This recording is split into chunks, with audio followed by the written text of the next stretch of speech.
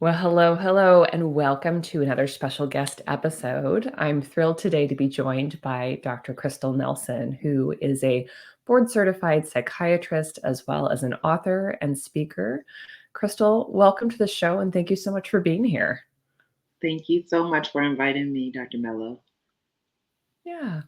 Well, tell us a little bit more about yourself. You have quite a bio and quite a lot of interesting, I don't know, interests beyond sort of the standard flavor of psychiatry. So I'm curious to know a little bit more about you. Yeah, so I guess I'll start current. So currently, I am a practice owner. My practice is Blueprint Psychiatry. I'm in Noonan, Georgia, which is a suburb outside of Atlanta, Georgia. And we have officially reached, I believe, over 4,500 patients. Cannot believe that, which is crazy.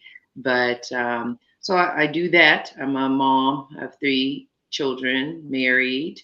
And I would say a fun fact is I am an avid dancer. I am a dancer and love to dance. Met my husband dancing, but so I carry all those hats, and then I speak and train doctors and nurses around the country on how to manage medications in the field of mental health, and then try in any downtime to write books. So if there is downtime, so Yeah.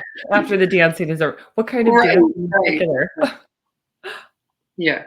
Yeah. So that's that, but that's the story now. It took quite a while to reach that, which sounds like a lot, but it's probably much more normal than the first half of Yeah, getting yeah, yeah. Well, and let's jump into your story, there. because it has elements to it that are, of course, unique and heartbreaking. As each of our stories do, but you experienced something particularly challenging really early in your career. So tell us a little bit about that chapter of your life. Yeah, so I got married very young. So I was 21 when I got married, graduated from college and got married right away to my high school sweetheart. And I kind of ran from med school for a little bit. I went and became a chemist for a pharmaceutical company. So we traipsed off to California like young kids do, and sell everything, drive across the country, and I go to work.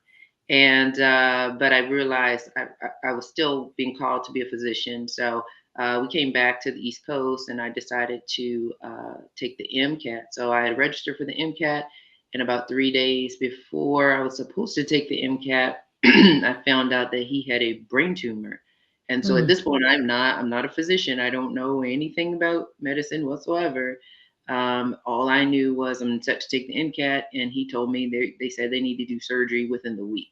So mm, in between that news, I did take the MCAT. I tell people to this day I cannot remember that test. Obviously, I took it, but I cannot remember showing up. I can't remember taking it. Remember nothing about it. But I took it. He had surgery, and from there, he had surgery. He had radiation. We thought we were in the clear. They told us that there was a good chance it could reoccur, but he didn't have any cancer. He was in remission. So we kind of moved forward with our life. And I went to medical school. Came back to Atlanta, Georgia to go to medical school. And in that process, had my daughter. I got pregnant in med school in the middle of med school. And about a few months later, we found out that the cancer had reoccurred. And so from there, it was a very, very long journey for the next 11 years, chemo, radiation, surgeries, and I am in med school. And then the next step is to be a resident. So I'm in mhm. residency and then early fellowship, all of those things while he is battling cancer. So it was very, very tumultuous, many, many moments of what are you doing? Do you really want to do this? Because I had every reason to quit. But Mhm, as I shared with you, I also had every reason to stay. I had every mhm. reason to keep going with it, and so it had to be a very conscious decision to say, okay, let's see this through. And ultimately, unfortunately, he passed away after 11-year battle with cancer, and I've since remarried. But it was a big reason why I practice the way that I do. why I Mhm. live the way that I do now. I mean, obviously, you can't go through that and not be changed, Yeah. but in many ways for the better, not for the worse. Yeah. And learning about the value of life and relationships and all of the things that have helped me to really do psychiatry, I think, better, Yeah. because I have a different level of compassion that I can bring to my clients. Did that experience early on influence your decision to go into psychiatry? Somewhat I would say yes. I did, although I wasn't consciously aware at that time. So from the time I was 5 years old, wanted to be an OBGYN. So I was set that I was going to be an OBGYN, go through medical school. I'm going to be an OBGYN. Mhm. Literally, I am in the last year of med school going to be an OBGYN. And my attending at the time, she says, "Have you ever thought about psychiatry?" She said, "You spend so much time with the ladies after we deliver and you want to talk with them and make sure they're bonding with the baby." And I said, "No, I did not like my psychiatry rotation at all. Mm. No, not at all." But then as I was going forward and I'm doing acting internships, I have a baby of my own. So I have my daughter and Mhm. I'm getting up in the middle of the night to go deliver babies. And I hated it. I Mm. really did not. So I took her advice and I did an acting internship at Emory and psychiatry. And that was when I realized, oh, this is the fit, because I felt like I got to do it all. I got to talk the medicine, I got to talk the spirituality, I got to talk, about all the aspects, the nutrition. So I felt like it was the fit. Whereas in medical school, the only thing they showed me in psychiatry was, the psych hospital, the state psych hospital where you're scared and you're like, I don't want to do that at all. I had no idea there was an outpatient world and a Mhm. way to really do it the way that I wanted it. So Yeah. that somewhat was having a family, I think, was what propelled me to really take a look at the lifestyles of the different Mhm. types of docs, more so had I not had the family and the demands when I was in Yeah. school. Yeah. No, thinking back to my own psychiatry, it was exactly that. I think I shadowed somebody in outpatient, but still outpatient connected to the state psych hospital. Right. They weren't that far out of the hospital, and Yeah, it was like, no way. It was not. I was like, psychiatry, are you kidding me? No, yeah, no way. I do not want to do that. So, yeah, but it was the yeah. fit.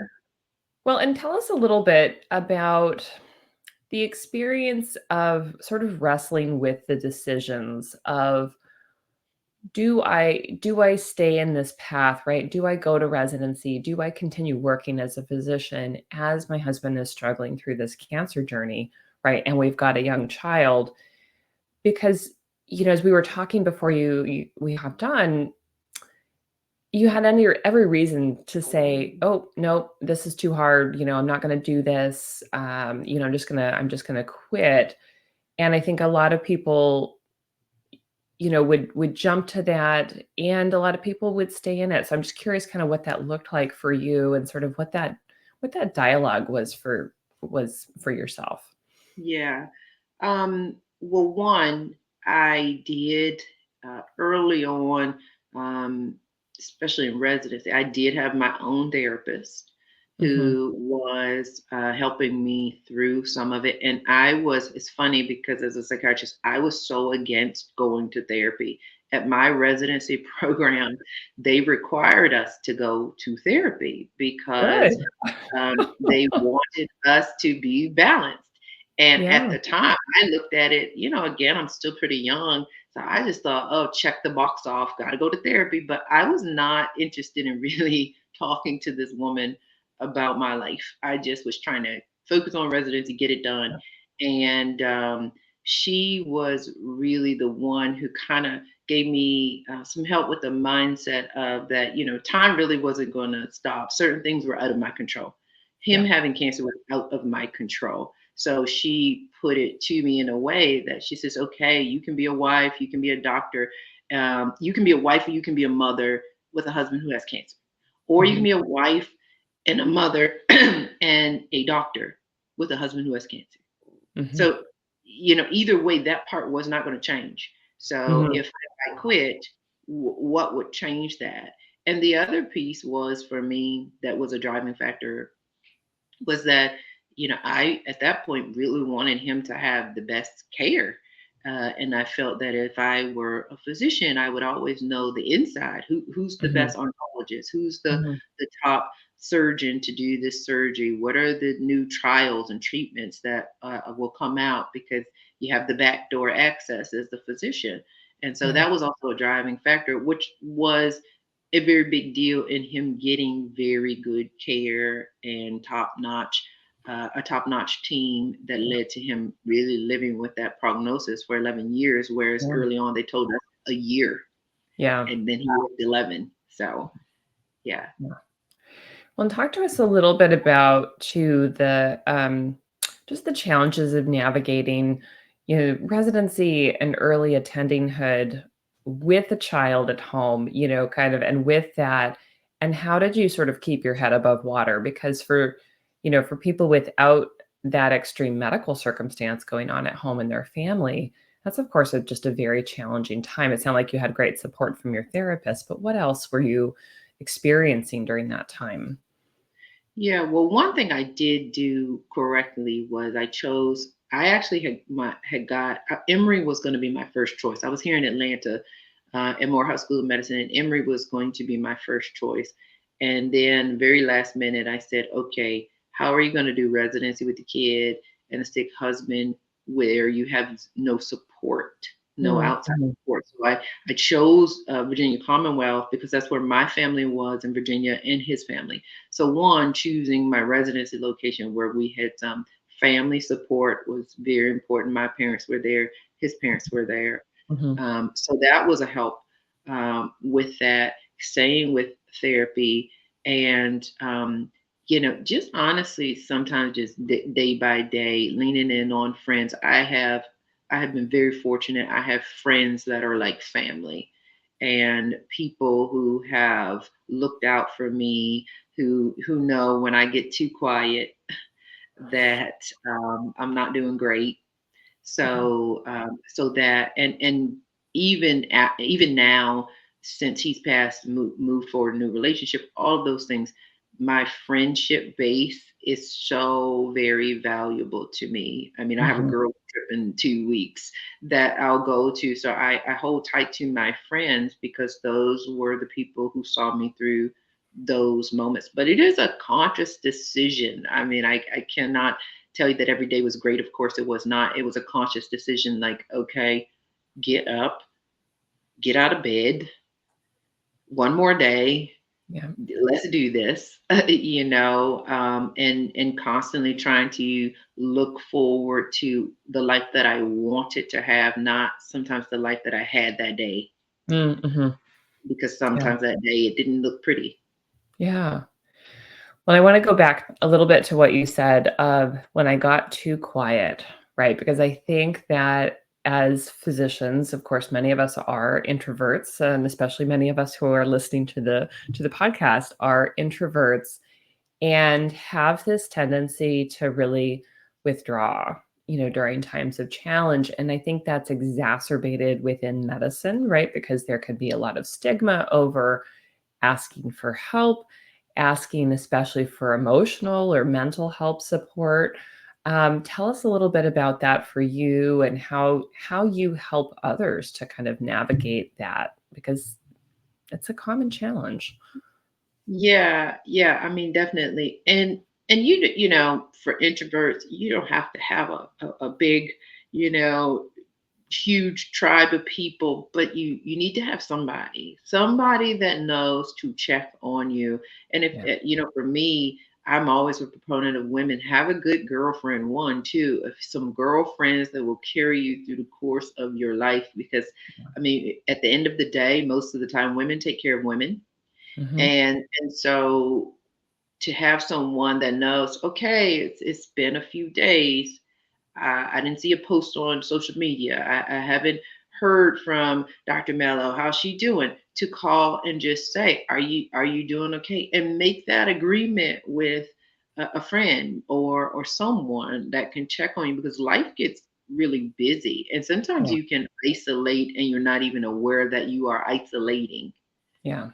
But if you have that agreement with someone that every few days you're going to check on me, I'm going to check on you, then you hold one another accountable to manage it. And everything, everything that we go through in life is so much easier when it's somebody else with you Yeah. to talk it through or even just to listen. They may not even have a solution. I tell clients this when they ask me about how to support their loved one or how to Mhm. support, someone they care about who may be dealing with a mental health issue and they don't know what to do. And especially men, I was like, you Mhm. can't fix everything. There's going to be Mhm. so many things you just cannot fix. Just go and be. We are human beings. Go and sit. Go and hold their hand. Just call them, chat about anything, but just chat. Yeah. Just go and be. Because that some things, the only solution is just time. Mhm. Time has to pass for that to resolve. So definitely physicians. I see a lot of physicians in my practice, nurse practitioners, healthcare professionals, especially post-pandemic. Mhm. And we are very, very good about looking like we've got it all together and sometimes not having it together Yeah. in our private life. But we have to make sure that we don't try to do our emotional and our private life solo. Like that's not a Yeah. solo practice. Because I said this to one lady. That's not a solo practice. Your Yeah. emotional and private life. It's not solo. You need help. You need Yeah. a partner. You need emotional partners. Someone you can talk to when it's not great, because it won't be Yeah. great every day. Yeah. Well, I think what you said is so important of, someone who's in it with you, who's not trying to fix it for you. Yeah. Um, because and that happens to us as well, right? We want to fix things for people. And sometimes just being with them, just witnessing what is going on in their lives is very powerful. And that is enough because, of course, we can't fix so many things that come up in people's lives. So I love Right. that. Yeah. Um, That's most of our anxiety. My anxiety, your yeah, anxiety, anybody's anxiety is like, okay, yeah, let me try to control what I can't control. And that's a yes, lot of life. You just can't control. yes, yes. Well, and take us through, kind of the next chapter in your story, because this happened, right? And eventually he did die, and here you are with your daughter. And that isn't the end of your story. Of course, it wouldn't be the end of anyone's story, but it is a chapter that closed. What happened from there? Well, my husband that I'm currently married to, we met each other before my husband died. And when I tell people this story, at the time it was like, this is crazy. Now I've heard so many people say, wow, that happened. But even when my husband was alive, my first husband was alive, we knew my husband Kenny. And he said, well, what do you think about Kenny? And Mm, I said, think about him like what? Because I was literally telling everyone who knew me, I will never get married again. And that was coming from mhm, a place of hurt. I just mhm, didn't want mhm. to have to even think that I could go through this experience again. And Yeah. my current husband, is somewhat thinking ahead of like, well, would you think he'd be around if when I'm not here? And he's kind of like setting a stage for this thing that I am like, stop. But because we were so young, we grew up together, we had conversations that I think frightened some people around us, but we had to have very, very serious conversations, and we literally could talk about anything and everything, and we Mhm, did. So Kenny was in my life, but I was still very adamant I was not going to get married. I did not want to do that again. But I had a good friend of mine who's a therapist, a good friend, and she told me, she says, where's that coming from? Is it mhm. coming from fear? Because again, that's me trying to control the Right, I'm uncontrollable. not gonna expose And myself to this hurt again, right? I just right, yeah. right. And so probably about a few months into what looked like dating to everyone else around us, he's like, Hey, you want to be my girlfriend?" And I was like, well, I guess, you know, I hadn't dated anybody since, you know, high school. I married my high school sweetheart. So I'm like, I guess this is how it goes. so, so then, you know, we are officially dating, and then we married. But again, I would say one of the things that is important is it was a conscious decision. You can't be unconscious in all of this stuff that is Mhm. happening. It was conscious for me to say, okay, what now do I want to show my daughter? I had a Mhm. young daughter, she was 7 years old. And so it was important to me to say, well, what do I want to show her about love? What do I want to show her about resiliency, recovering from things that hurt you? I did not want her to see a mom that was bitter, or a mom Mhm. that, you know, was afraid Mhm. to be in love again, and all of those things. So it was very conscious to move forward with being married, but it was scary. I mean, I will tell I tell everybody it was scary, because it was I knew what the hurt feels like when you're the partner who remains. Yeah. And you know, like I said earlier, women usually take care of women because we tend to outlive men anyway. Oftentimes, even when the marriage, you know, goes till death do you part, Yeah. normally we tend to outlive men. So I thought, oh my gosh, I'd have to go through that again. But I was willing to take the risk, because here are the benefits that come with that. Here are the Yeah. benefits for myself, my child, my life, having a partner. So I moved forward, and we built something together that's been totally different. A Mhm. whole new book. You know, no one would have said that the life you have right now would be the life I wouldn't have believed that. Yeah. I couldn't believe that was Yeah. possible. Yeah.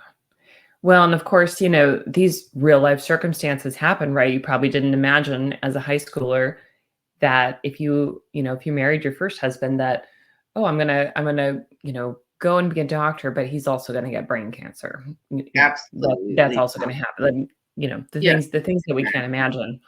Yeah. Yeah.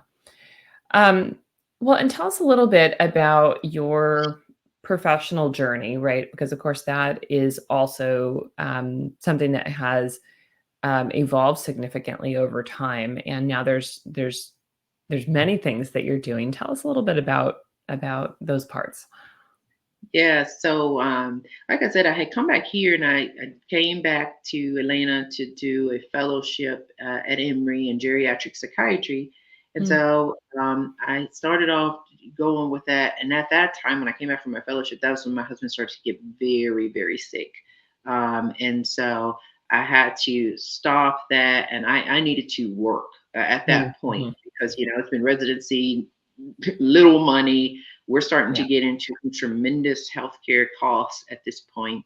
So yeah. I started working for a large healthcare system here in Atlanta, and it was tough. I mean, that was probably the most draining part of the journey. The last years of all of the health things he was going through, and I was Mhm. working now. I'm an attending now, and you know, it was tough. I was seeing a ton of patients.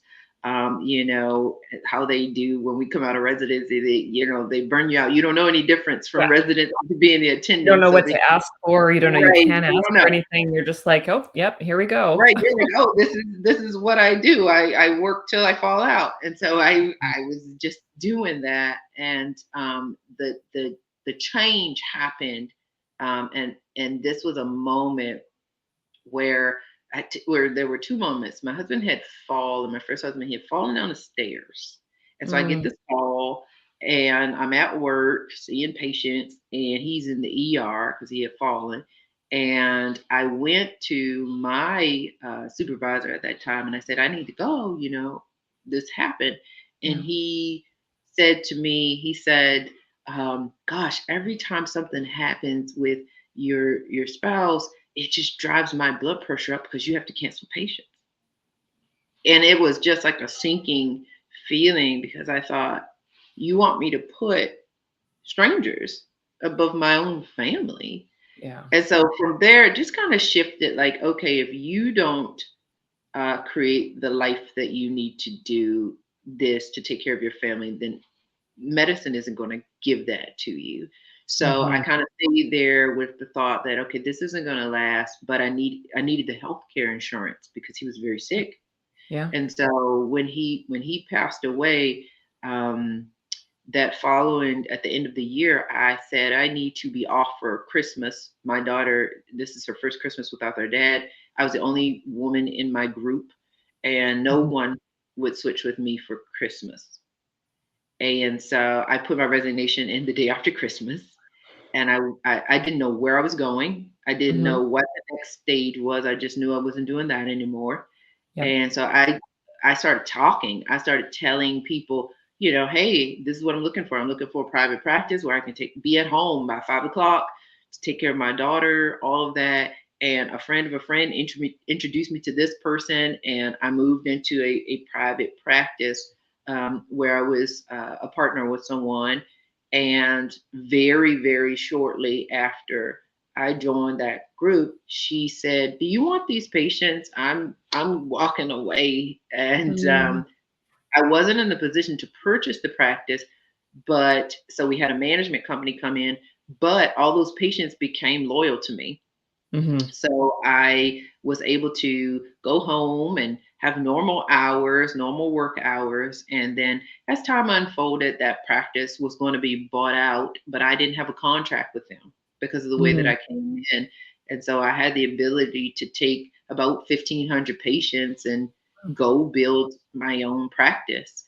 And so that's what I did. Again, I had no idea how to build a practice, Yeah. no idea what I was doing.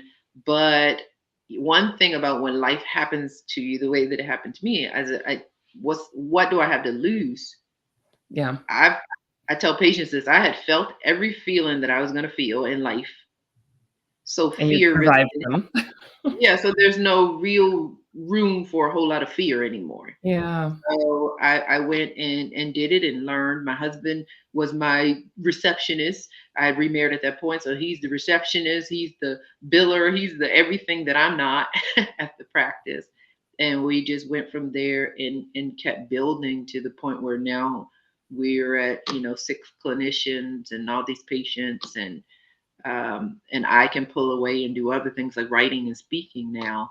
But it was just jumping out there and creating what I needed to be a doctor. And even with Yeah. my clinicians, giving them the flexibility to be parents, to be Mm. Mhm. spouses. That's what I feel like I can offer them because that wasn't offered to me. Yeah. It was You medicine don't talk to first. your fellow clinicians about what they're doing to your blood pressure? Absolutely not. That's crazy, right? I thought, Oh. What?" You know? I mean, it was like, "Oh, I thought medicine was supposed to take care of me," and I realized, "Oh, okay." And I think this is for a lot of female physicians. We don't have a model. Mm-mm. We are the model. We are Yeah. creating the model for what it looks like to be a happy, healthy, well-rounded female physician and retire. We Yeah. didn't see that. We don't Yeah. have women we can a lot of women we can look to that have retired from medicine and they had a well-balanced life and career. So we're Yeah. doing it now. And I Yeah. realized that when I was like, oh, I don't know anyone with my story. I don't know anyone who is trying to do what I'm doing. So it's going to be me. Yeah. Well, and I just think about that moment, right, where whether that supervisor was conscious of what he was saying or not, the implication is that you, the physician, are responsible for how he feels Yeah. because you are trying to take care of someone in your family, right? And because this, quote unquote, happens all the time or whatever, and the default there, right? The people pleaser in us, the one who has been socialized to make others happy, would so often be like, oh, you know what? Never, um, Right. I guess I'll stay. I guess I have to stay and, see these patients before I go to the ER. Yeah. Right. And And that's that's what such I a did for common you. it's such a common, I don't even know what to call it, a common occurrence within medicine of medicine treating us like we are frequently inconveniencing medicine by Yes. having things go on in our lives, right? By, needing to eat, needing to sleep, needing to take care of sick family, sick children, a partner, any of those things. And we don't know what to do and how to navigate that because we never got that talk. Yes. No one sits down with us when we leave, medical school or residency or any of those points to say they are not going to support you No. and you're going to have to advocate for yourself. Absolutely, absolutely. And that I train med students now with Morehouse School of Medicine, and that Mhm, is so important for me to talk to them about that this is your career, but mhm, it is not your life. You mhm. you know, at the end of the day, for you and I, when the day closes, our life closes, the people that will speak the most about us will be our children, our spouse, our family. Yep. Our patient list is not going to be at our funeral for the most part. Right. I mean, we She will never likely have said no is not right, gonna be right. I on mean, our graves.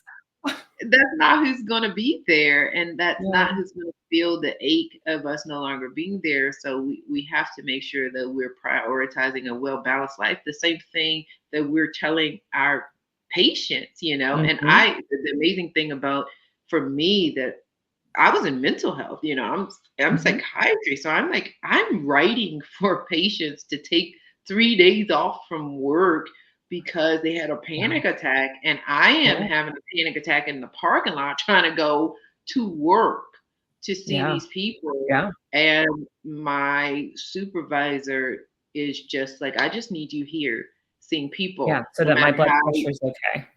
Yeah, I mean, I think it's crazy. I can remember Ugh. being in the ER seeing patients with the flu. I tested Mhm. positive for the flu, had a fever of 103, and I remember in the ER, my supervisor saying, "Can you finish your shift?"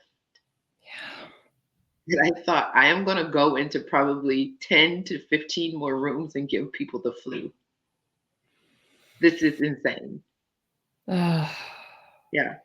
I So, do agree with you, though, that women physicians are really leading culture change in a variety of ways and saying that we are not continuing this anymore. And unfortunately, that looks a lot of it. It seems to me very scattered at this point yeah, because to make those culture systematic changes at the big level, right, in the big institutions, in big medicine, we've often been kicked out of those tables, especially if we speak our minds. absolutely. But, creating these conversations and building practices the way that we want to and advocating for things to be different and speaking up, in the places that we have, that will eventually shift the culture. Oh yes, I mean it's shifting, and I mean I consider even when I get the opportunity to treat a physician or a nurse or a healthcare Absolutely. provider to always have them understand there is no healthcare system without us. We Yes. are the commodity in this system, And we ought to and treat so ourselves like an asset and not a absolutely, widget. we have to. We have to. You cannot put yourself at the bottom of your priority list and think that you will get a long, complete career. I mean, you will Yeah, burn out. yeah, You will put your mental health, your physical health at great risk that you may not get to all those beautiful golden years in retirement. I mean, we all hope to get our 30 years in retirement, yeah, healthy and whole. yeah, And the only way that that can happen is if you do not give everything away during your career, right. You take especially care of for yourself women. now. We don't wait until retirement to Yeah. enjoy it. That doesn't go very well. Yeah. Um, we learn how to do it now. So for somebody who, is listening to this conversation and they find themselves, in the challenge of having a very sick family member or spouse or child and trying to figure out what do you want them to know? that you wish that you could have known in some of those moments? Yeah. So one, I would say first kind of pull back and assess your resources. Use all of your resources. All If of that them. means you need to move, take a new job closer to family or friends, use all of your resources, your church, your family, your friends. Do not go into the bubble by yourself trying to do Mhm. that. You need a tribe, a village to do what you need to do because it's your job as a I would say you're a village leader, you're a tribe leader. So you need a whole village to support you to do what you have to do. You cannot do that by yourself. And then, look at how you can do what you want to do and the reward be enough to, pay your bills Mhm. because finances are a big deal. Absolutely. Yes, we have to provide, but for women, especially, our career is not going to look typically like the trajectory that men have. It may not be, and I start here and then my trajectory is going straight up. You may have a little hiatus there where you're taking a little less money, but your life is more Mhm. balanced Mhm. because we have to have balance because we have so many relationships. So you may have to take a little less money for this period, but your needs are being met. And then when that thing, my child is older, I'm no longer taking care of this person, I can, shoot the trajectory right back up if I choose at that Mhm. point. Nothing, you're totally going to be capable to do that 5 years from now, 10 years from now. It's okay if you have to take some breaks, if you Yeah. have to decrease what you're doing. Yeah. But anytime you're not having any time for yourself because you have too many things that you are trying to manage, you've got to stop that. We don't operate like that. Women have to be in balance. Yeah. We're Yeah. balanced creatures. So Yeah. you can't operate where it's not in balance because Yeah. you will feel like you're in a fog. Yeah. Well, and let's let go of the guilt, right? And many people will try and insert that guilt for us, right? The blood Absolutely. pressure comment, right? Many people will try to control us so that we are staying in line with what they want or, say that they need. And we need to realize for ourselves what I need right now matters. What I need in this situation is enough, right? And proceed. Right, right. Guilt Yeah. has no place. Guilt, shame, none of that. I mean, it just has no value in this. I say this to, women, because the majority of my clients are women Yeah. all the time. Like, you're Yeah. not going to get an award at the end of the day for the most Yeah. exhausted, Right. the most, balancing the most Sacrifice the most. care. There's nothing coming. There's no one coming to save you. You're not going to get an Yeah. award. So we can quickly get out of the guilt and shame and get focused on what do I need? What do I want? And then choosing things also that because I think it's also really common for us to put our head down, do the work, and not care about whether or not it's rewarding to us. Mhm. If it is not rewarding to you, why are you doing it? Yeah. Why are you sacrificing all of your family, your time, your life, and then you're not rewarded? So it still needs to be a way in that you're doing something every day that you feel rewarded from, because when you're doing something that you feel rewarded from, compensation will follow. I mean, you will not be able to be compensated at some point because you will get better and better at that thing. um, so I think sometimes the worry, what I hear women worrying, female physicians worrying about the finances, they feel like there's a Mhm. security in that. There is no security in it. We all know during the pandemic, Yep. physicians got fired. There's no Fired. Yeah. Or security. owed money back that they were paid. Right. Yeah. Right. Crazy. It's a false sense of security. You are your security. Yeah. Yes, you know, you are the asset, right. and you need to take care of yourself and Right. treat yourself as the valuable asset, Right. right? And Right. not, yeah, not just continue to grind.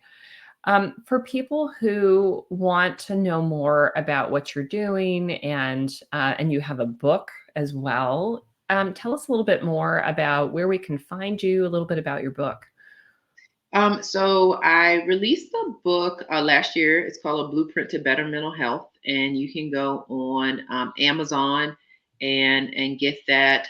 You can also go to my website, which is blueprintpsychiatry.com. So that is available now on Amazon in about 2 months. I'm excited because I have my second book, which I did some co-authoring with the legendary motivational speaker Lisa Nichols. So that Yeah. is exciting because that is a book. Its layout is very similar to like the Chicken Soup for the Soul books, where they're Uh-huh. just inspirational stories. So got to combine with several other authors and Lisa Nichols to put that together. So that will release in August. So you guys should be able to go to the website Blueprint Psychiatry. We'll have links there once that is available. And if for speaking engagements, all of that, you can just go there, contact me, and we'll be able to connect. Or also Instagram. That's another place to contact me at Dr. Crystal Nelson on Instagram. Great. And we'll have links to all of that in the show notes. And congrats in advance on Thank a second you. book. That's amazing. Yeah. Yeah, Yeah. that's Well, exciting. That was not something that I yeah, thought that would be part of the story either, but it yeah, is, and, yeah, and it's yeah. it's been fun. It's been fun. It's a kind of reinvigorating. When I was a kid, I used to do a lot of creative writing, and uh, outside of doctoring, I tell everybody I would be in like the arts. I would be an artsy person. My daughter's an actress and all that stuff. So this is tapping back into that artsy side of me, where I get to write and create. Love that. Love that. And you have to share, what kind of dancing do you enjoy? So line dancing is my absolute favorite. How I met my husband, he is a Chicago step-in teacher, which is like improvisational ballroom, Oh, and love that. so that was how we met. But there really isn't any dance that I probably wouldn't try, that I wouldn't do. So that's just my world that I love, that I try to go in as much as I can. But being a physician, sometimes that doesn't happen. But Yep. music, dance, that world, I feel like I'm just completely myself over there. Yeah, I love that, and I love that's been a part of your story, including this last, not Yeah, not that it is your last chapter, right, but this most recent chapter. yeah, yeah, Yeah, yeah, love that. yeah, All right, well, thank you so much for joining me for this conversation. I think it's just powerful for us to hear each other's stories, and, to know that we not only can survive these difficult experiences, but we can really find ourselves through those stories and grow and build the life that we want, even though we had no control, right, yeah. over what happened to your first husband. So I really appreciate you being here and you sharing your story and just continuing to show us what's possible. Yeah, thank you. And I love what you just said. Hopefully the ladies and the fellows, whoever is listening, hear that, because you can find yourself in your story. I mean, that's honestly, I think, where you find yourself. You don't really find yourself till you kind of hit some of that adversity. Then you really know who you are, what you're made of, what you want. So it does not have to be the end. You can say, all right, let me get curious about who I am now. Yeah. Yeah. All right, my friends. Well, thank you as always for tuning in to our special guest episode. And until next time, take care.